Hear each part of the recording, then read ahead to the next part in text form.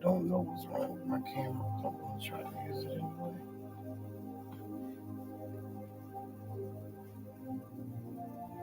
Hello to whoever is listening, whoever's watching, if anybody chimes in. My name is Porschea. Excuse me. I'm a mother of a paranoid bipolar schizophrenic. Excuse me. And I'm just on here because I know that it's more than just me. It's other parents that's struggling um, with a child that's dealing with a mental illness. Um, Mental illness is definitely real, and I myself also struggled and fought through mental illness, some years back. Um, but I have a son that's 24 years old now, and I feel like the system has failed them. Um, since 2019, when I found out, 2019, my son had the breakdown. Um, I didn't really understand it at first. I kind of thought that it was rebellion and things like that. I didn't understand. Um, Maybe I didn't want to understand, but I didn't understand how could a person that was so healthy and has so much life in them can just have a break and just become somebody else. So since 2019, I have been fighting. Well, once I found out what was going on with my son, me being the parent that I am, I love all my children. I tried to um, always be the best I could for them. Like I said, with me being a mental health survivor, I understand how it feels to not be able to control your thoughts. Sometimes your actions and things like that. So at first I didn't understand it. I just really maybe I didn't want to, like I said, understand. I didn't want my kid to be one of the kids that deal with mental health, being that I understood clearly how it felt. Um, so in 2019, after my son graduated from high school, um, I started noticing the changes with him. He lived with me. He worked and was living a normal life. And one day, my life changed. After high school, um, he got a job at a warehouse, and after that, my son changed. I watched him deteriorate. It wasn't as bad in the beginning, because I guess I didn't know what to look for or I didn't even expect. I thought, like I said, maybe my son was dealing with, um, just being rebellious and things like that. So I really didn't understand what was taking place with my son. So as the time went on, I really still didn't. I just dealt with it and, stayed out of his way and things like that. But I remember the first incident. Um, my son, um, we came from Bible study one night, and my younger son, came back out and he told me that he saw his brother upstairs cutting. I don't know. I don't know what happened, but by the time I got from my car to into the house, into the bathroom where he was cutting, he was already had barricaded himself in the attic. I called 911. I didn't know what to do. You know, they came, they couldn't get my son out of the attic. They couldn't get the attic door open. It was crazy. But my son ended up jumping out of a two-story. Well, it was really pretty high. The house was huge. And like it was my son jumped out this window and it was a wonder. I know the Most High had his hands on him, but it was a wonder he didn't have any broken feet, bones, legs, whatever, arms. He didn't break his neck. So he ended up leaving. out of the window, and they, look for him and stuff like that. So I don't know if he was trying to make his way back home, but they found him right around the corner. He ended up going to CPEP, and um, I remember they drugged him and things like that to get him to calm down. But so for years I fought. They put him in the hospital for, well, they would take him for a day or two, let him out, take him, let him out, take him, let him out, take him, let him out. And I watched my son getting really, really, really, really bad, to the point. I mean, it was really bad. I didn't know my son anymore. Seems as if he didn't know me, and it was just awful. But so once we found out that he had a diagnosis, you know, my cousin, which is like a sister, my son went with her, out of town, being that she was a woman that loved the Most High, like myself.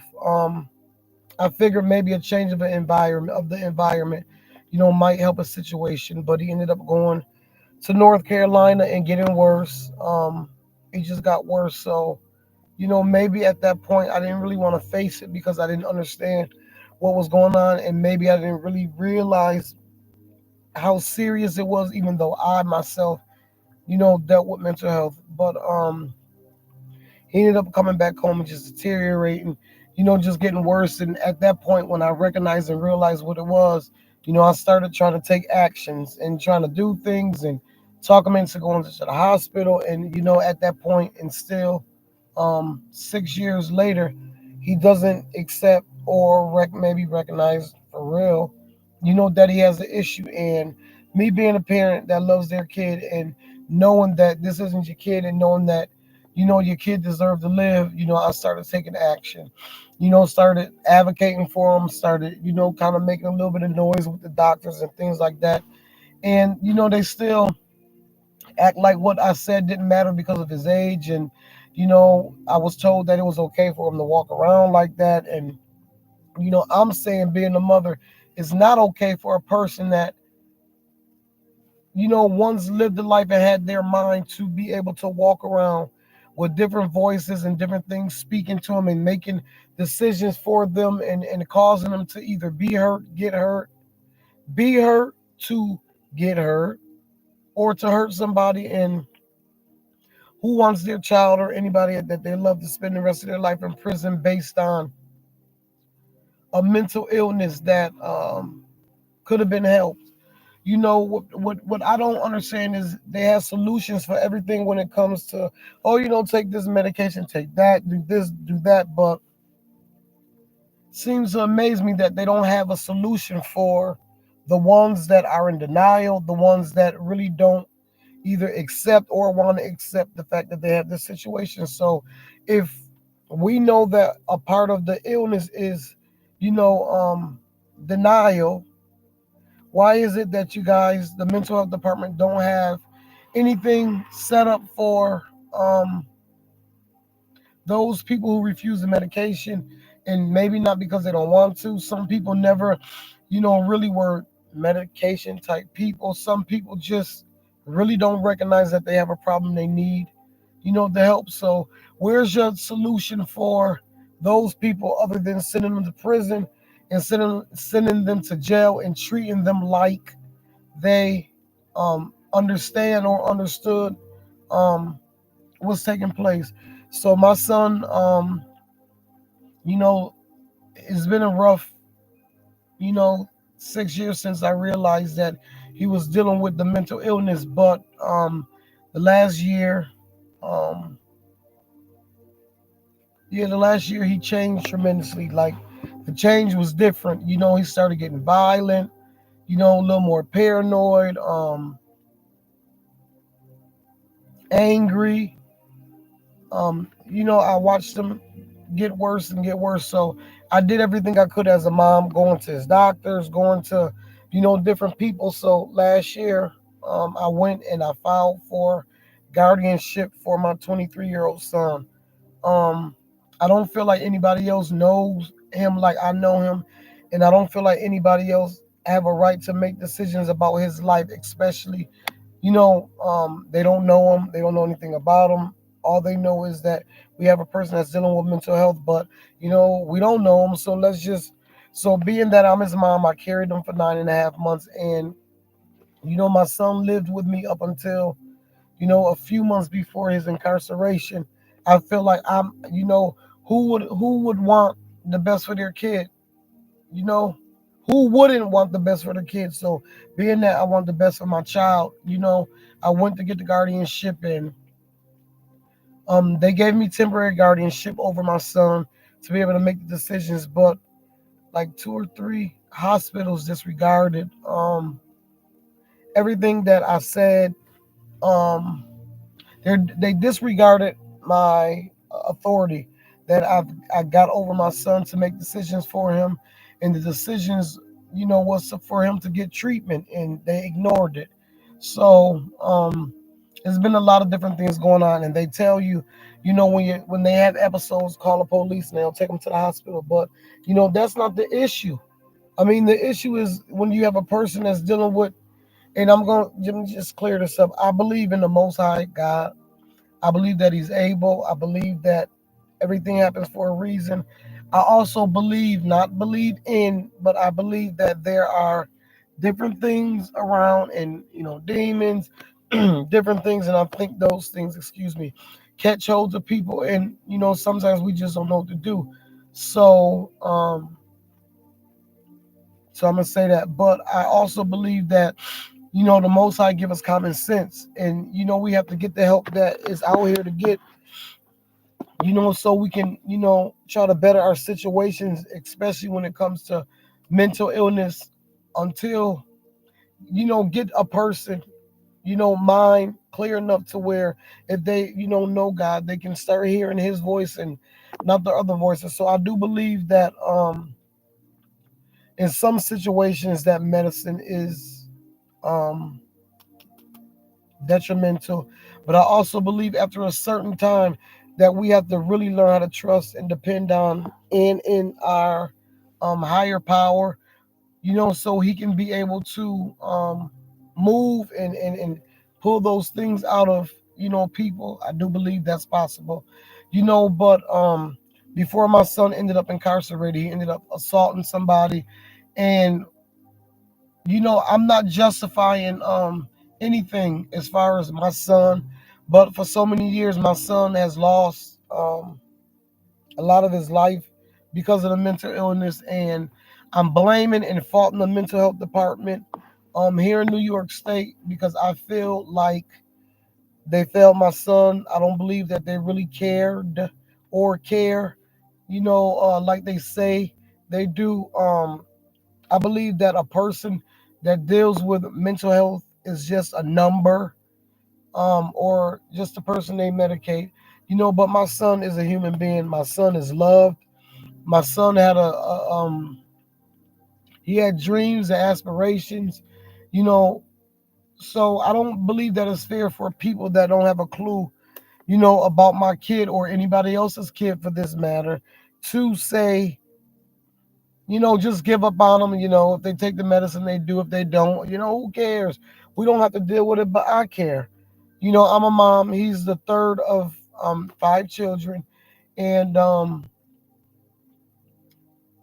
just out here, maybe looking for some support. And I know for a fact that it's a lot of people out here that have loved ones or themselves struggling with mental illness and feeling like they're not getting the proper treatment they need, and or nobody's listening, and or nobody cares. And where I live, New York State, in a small little city, you see it a lot. You see a lot of people walking around, especially younger children or younger, our youth. You see a lot of them walking around out of their minds, out here homeless in the streets, nowhere to go, begging. And I don't think that's fair, because there's so many resources out here, and if people had a little more compassion and showed that they cared just a little bit, maybe the mental illness um, rate can be fixed. If we stop taking the Most High God out of everything, He's able, to do all things. But because we think it's a religion, we take what's important away. So now we got a bunch of people walking around out of their minds. Nobody cares. People just push them to the side because they might smell funny, might look funny, might be talking out of their head. We people push them to the side, and it's not right and it's not fair because we don't know where people started out at in their lives, and we don't know what their future is. So in between the process of starting and finishing, we can't just push people to the side and just look down on people because we feel a way about them. So here I am, little old me, Portia, a single mom of 5 children, ages 30, 27, 24, 20, and 14. Excuse me.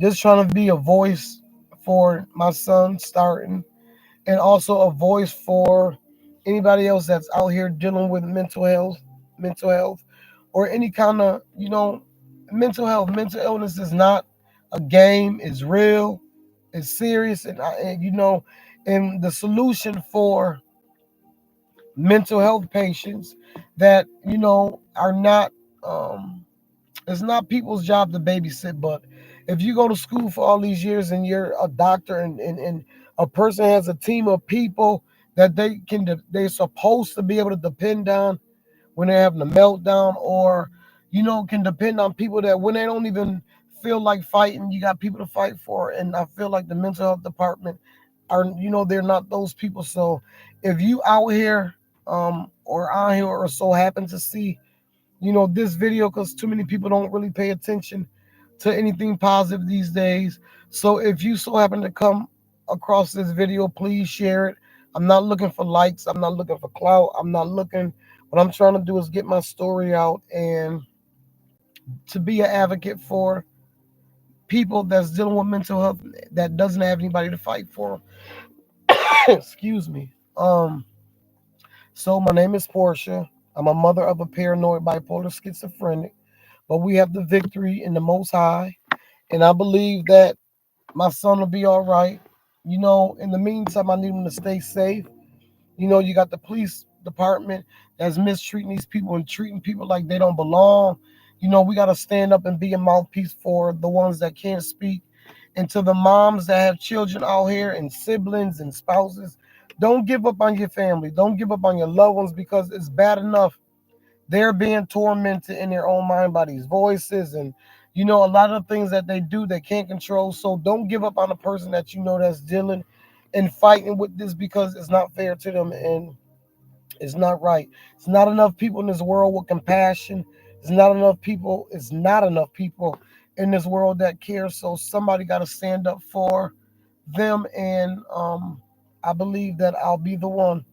The Bible tells us not to despise small things, small beginnings. So, for a normal person like me, this is like, oh my gosh, this is just too much. But when it comes to a mama and her babies, you do what you got to do. So, I don't know if my video is going to be crooked or not, because the way my camera is set up, I don't know what happened. So, I got to get a little um bit more understanding on how to do this. So, I hope that somebody's listening. If it's not nobody but one person and I can help one person, we help each other. And,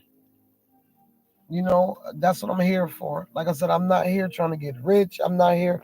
I'm just here trying to tell my story, and I'm trying to get it out. Um, so if you can please share this video, please. You don't have to subscribe, like, and share it. So you guys be blessed. Keep pushing. Pick your head up. Keep it up. Don't let anybody cause you to feel like you're not worth the fight. Um, if it take me the rest of my life to fight for my son and to make sure that he gets the treatment that he needs, so his mind can go back to where it needs to be, so God can start cleaning him up and building him up and giving him the things that he needs for, his life. He's the only one that can do it. So, you guys be blessed. Push through. Don't look back. Don't compromise. Don't hold nothing in. Get it out. If you have to scream it out and talk to yourself, get it out, because it's not going to do you any good to hold anything in and end up in a situation where people don't care and they just push you through the system. So I'm here for you guys. Once again, my name is Porschea, and I'm praying that somebody listen and somebody will, you know, help me fight this fight. You guys be blessed. Have a blessed night. Thank you.